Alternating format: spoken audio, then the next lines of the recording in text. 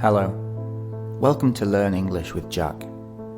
In today's video, I'll be discussing film and TV series. I will include subtitles, and there is also a transcript if you need it.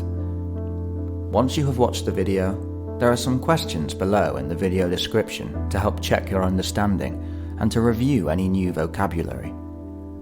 You can also find the definitions to some of the more difficult words and phrases there too. Okay, let's begin. There's nothing more I enjoy after a long, difficult day than crashing on the sofa and watching a good film or series. Whether it be mystery, sci-fi, comedy or romance, I'm willing to give anything a go. It's so easy these days as well. All I need to do is turn on Netflix or Amazon Prime, and I instantly have a huge library of content at my fingertips. I was talking with a friend the other day who brought up the topic of horror films. In his opinion, all horror films were terrible.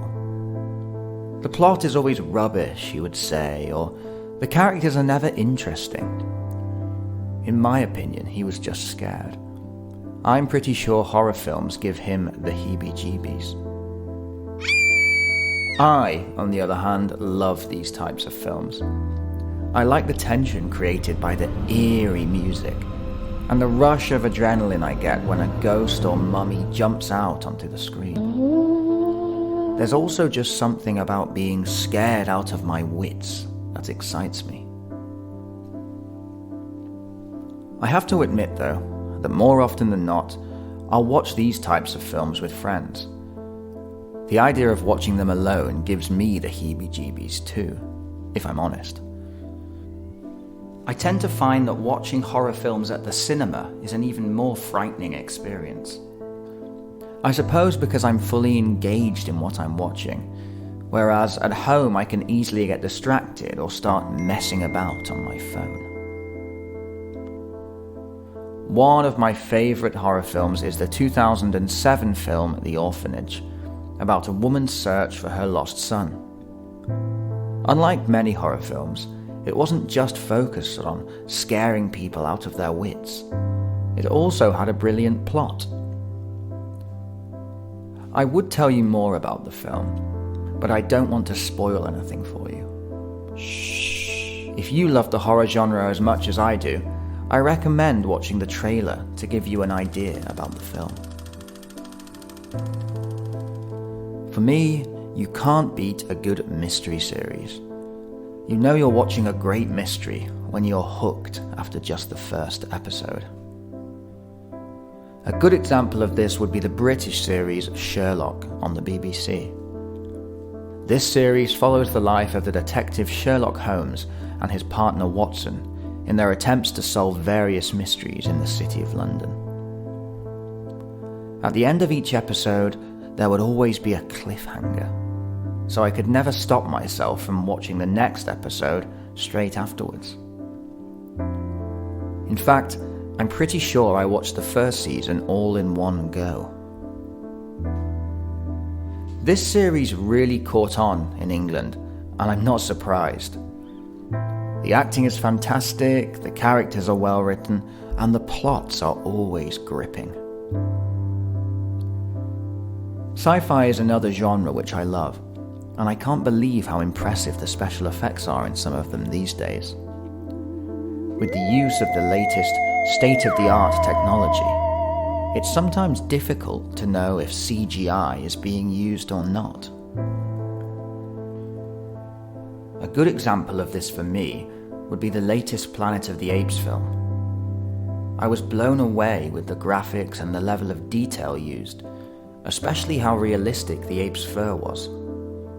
If you haven't seen this film before, I would recommend watching the trailer. I suppose the most successful sci-fi saga of all time would have to be Star Wars. The first film really caught on after its initial release in 1980, and to this day, Star Wars films are popular amongst moviegoers all around the world. I liked the early films, but the latest ones aren't really my cup of tea, if I'm honest. I also enjoy a good action film. One particular saga that comes to mind is James Bond. Car chases, shootouts, state-of-the-art gadgets. What isn't there to like? Perhaps my favourite Bond movie would have to be Casino Royale, released in 2006. Daniel Craig, Judi Dench and Eva Green are just some of the famous actors who make up the star-studded cast. I would recommend this film to any action-loving moviegoer. The film is packed with action from start to finish and will have you constantly on the edge of your seat. It's not just me who has a high opinion of the film. It's also received rave reviews from critics. Ever since I was a kid, I've also enjoyed animated films. Perhaps for me, Toy Story would have to be the best film in this genre. There's something about watching this movie that lifts my mood. It's such a feel-good film. For those who haven't seen it, the film is about toys who come to life when they aren't being watched by their owners. I would talk more about the film, but I don't want to spoil any more of the plot. Shh! If you haven't seen it, you definitely should.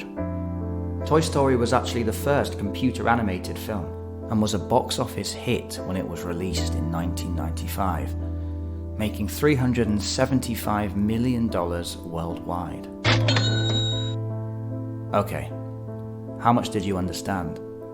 Were there some new words and phrases in the video? Have another listen, then try and answer some of the questions I have left in the video description. Thank you for listening, and I will see you next time. Bye.